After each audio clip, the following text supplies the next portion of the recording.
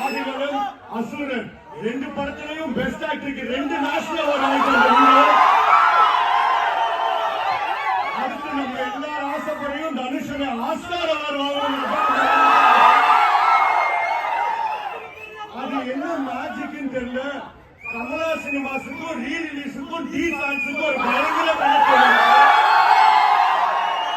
முதல்ல இந்த ரீ ரிலீஸுங்கிற கான்செப்ட் ஆரம்பிச்சதே தனுஷ் அவரோட கடச்சல்.